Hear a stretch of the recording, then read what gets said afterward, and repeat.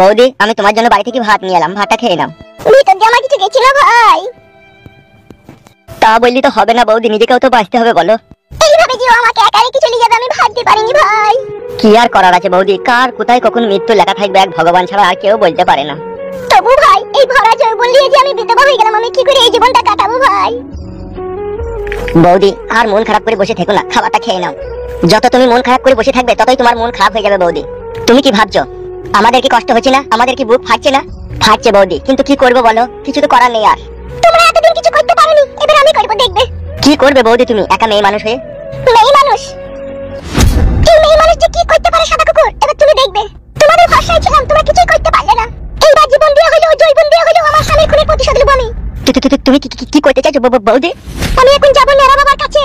নেড়া বাবা মানে সে কুখ্যাত গুন্ডা সন্ত্রাসী, রাস্তায় মানুষকে কুপিয়ে খুন করে সে? হ্যাঁ সাদা কুকুর হ্যাঁ, ওদেরকে বুঝিয়ে দেবো ওরা কেউ তো নিজে পা দিয়েছে। বৌদি নেড়া বাবা তোমার কে হয়? নেড়া বাবা আমাদের আত্মীয়ের মধ্যেই পড়ছে। আত্মীয় মানে কোন সম্পর্ক আত্মীয়ের মানে পড়ছে? তোমার বড় ভাইয়ের ভাইয়ের ছেলে। মানে বিকাশ দত্ত বাবুর ভাইপো? হ্যাঁ সাদা কুকুর হ্যাঁ। তা বৌদি বিকাশ দত্ত তো এই ব্যাপারে কোনোদিনও কিছু বলেনি?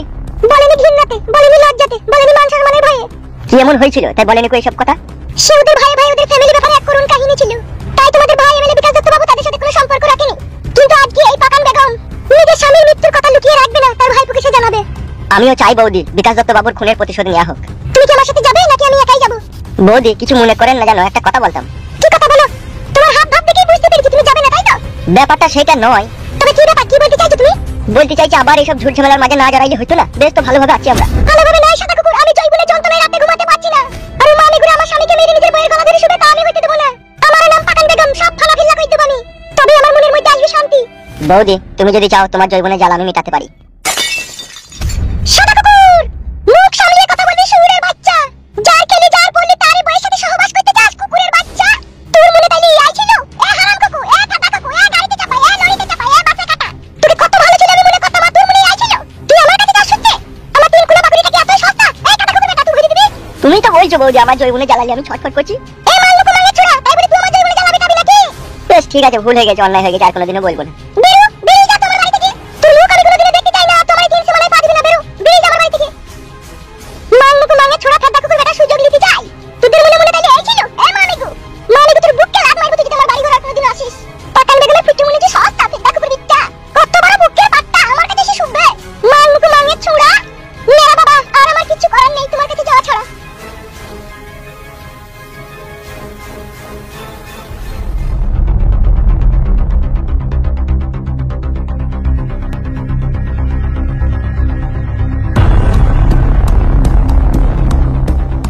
আমিও তো একটা মানুষ বল বাপ, কতদিন আমি আর নিজের হাত পা পুড়িয়ে তোকে আর রান্না করে খাওয়াবো বল? তুই এবার একটু নিজে বিবেক কর বাপ। আমি তুই জন্য একটা ভালো মেয়ে দেখেছি, সেই মেয়েটাকে তুই বিয়ে কর। ঘরে বৌমা আসবে, একটা ফুটফুটি বাচ্চা হবে, তাকে আমি খেলা করবো, কত আমার আনন্দ ফুর্তি লাগবে রে। মস্তানি করলি তো 2-4 বছর করলি তো, আবার কি বল? এবার একটু বিবেক কর বাপ। আব্বা গো আমি একজনকে জীবনে ভালোবেসেছিলাম, তাকে যখন পাইনি আমার আর বিয়ে করার কোনো ইচ্ছাই নাই মনে। বলের কথা বলছিস নাকি তুই? একটা মেয়ে ছেলে তোকে ধোকা দিলি বলি দুনিয়া সব মেয়ে তোর কাছে খারাপ হয়ে গেল নাকি? ও খারাপ ভালো যে যেখানে আছে আছে আব্বা, আমি বিয়ে করবো না। ই কি রে, পরশুদিন দেখতে আসবি তোকে। আমি বিয়ে করবো না আব্বা, তুমি আজকে মানা করো। ওই রকম কথা বলিস না হামসাফার, আমার একটা মান সম্মান আছে তো নাকি বড়া?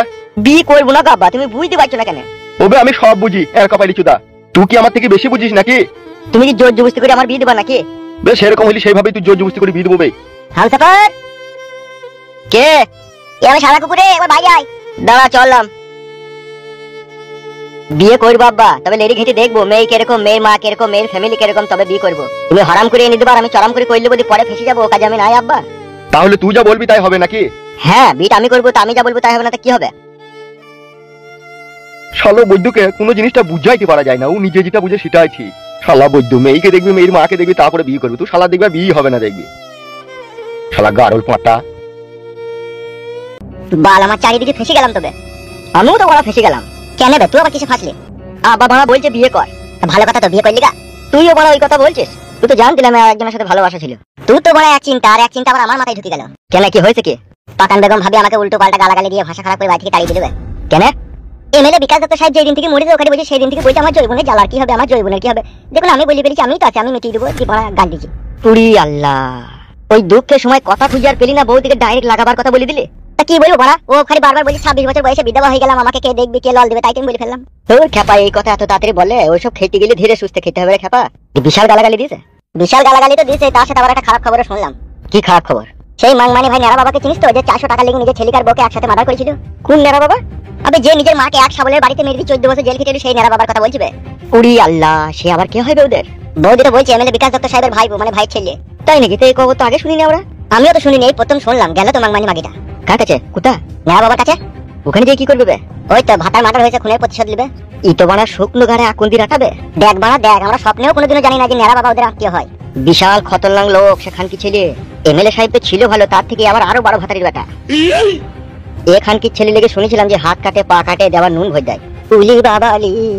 এমএলএ বিকাশ দত্ত সাহেবের বউ গেছে নাকি? টাকা আছে কি বে, তোর আবার জ্বর চলে এলো নাকি? আমি আবার আমার বউদিকে লাস্টে লাগাবার কথা বলি যে অন্যায় করলাম, যদি আবার আমার নামে কমপ্লেইন করে তাহলে তোমার আমার মেরি ঘাড় ভেঙে দিবে। তো সবার বলারই বাকি দরকার ছিল। বুঝতে পারিনি রে, নেড়া বাবা বড় বিশাল খতরনাক লোক। আমার এক সময় খুব ভয় লাগে জানো তো। কেন, কিসের লেগে? কি বালের ভয় তোমার আবার? তোমরা মার্ডার করলে বউটাকে শুধু মেরে দিতে পারলে না? এমএলএর বউকে? হ্যাঁ হ্যাঁ, মাঠাটা তো আমি করিনি, করেছে কালো কুকুরও। কথা বলতে বলতে গুলি করে দিয়েছে ওকে। এখন যদি এই মেয়েটা আবার আমাদের নামে কেস খামারি করে থানাতে গিয়ে, তাইলে কি হবে? বাল ছিন দেবে। কেস করে কি করবে কি ও আমাদের নামে? তাহলেও তুমিও তো ছিলে ওদের সাথে। তোকে অত চিন্তা করতে হবে না বাল, ঠিক আছে? ও যা করার আমরা করে দিয়েছি। বালে কোনোদিনও ছেলে আটকায়ও নি আর আটকাবেও না, বুঝলি তো বউ? না আটকাইলেই ভালো, আমিও চাই আমার স্বামী সারা জীবন আমার পাশে থাকুক। তোমার ভালোবাসা পাওয়ার লেগে কত রাত কত দিন আমি ঘুমাইনি। আজ তোমাকে কাছে পেয়ে মনের কথা বলতে পেরে আজকে আমি খুবই খুশি গো। দেখিস খুশির চোট আবার সারাতে মুছতে ফেলি না। আমার মুখ মানে তো তোমার কাছে হচ্ছে আখের জুস। গিলিল গিলিল কথাটা। কেন হে, তুমি আমাকে ভালোবাসো না নাকি? ভালোবাসা বলি কি তোর মুখ খাবো লাইলো মাংমানি মাগি? এই কি আছে তো মিনস, আমি তোমাকে কি খেতে বললাম নাকি? আমি হলাম পুরুষ মানুষ, তোর ভালোবাসা আমার কাছে সবসময় হোটেল নিচেতে থাকবে। তুই জানিস সেই ভালোবাসাকে হোটেল উপরে ওঠার চেষ্টা করা না আমাকে। ভাত রান্না হয়ে গেছে? হইছে, ভালো না মা আইছে। ইগিয়ে আমার মনটা খারাপ হয়ে গেল কেন? তা তুমি বললে কেন? মাংমারানি কেলা আছে দিমনি যে মুমের পুতুল, কিছু বললি করে মুজি বললি যায়। তুই হাত বলাইতে যখন পুলিশ চুল করা ধরে টেনে দেবো না, তখন বুঝতে পারবি ভাত আর কি জিনিস। বাল মুখে ভাতা তুমি আমার। ইগিয়ে ইকিরে মা আইছে, কতদিন পর তোমার কাছে এসে আদর করে পাশে বসলাম, কোথায় একটু ভালোবাসা দিবে নাকি? খাটি সবসময় উল্টো পাল্টা কথা। ভালোবাসা মানে কি রাতে পড়ে গেছে লাই? চাবি হাতে বালতি করে ভরে এনে দিয়ে দেবো। ভালোবাসা দেওয়ার টাইম হচ্ছে রাত্রি 10টার পরে। এক কোটো নারকেল সালিমার তেল এনে 2 ফোঁটা দিয়ে দেবো, কিচিং করে দিয়ে দেবো। তাকে বলে ভালোবাসা। এখন দিনের বেলা কিসের ভালোবাসা? তোর ভাত তরকারি হয়েছে নাকি দেখ, আমি খাবো। এই জমা বল, এই ভাত হয়ে গেছে জমা বাবা, যা তুই চলে আয়। যাচ্ছি, চলো ভাত হয়ে গেছে, খেয়ে নাও গা। চ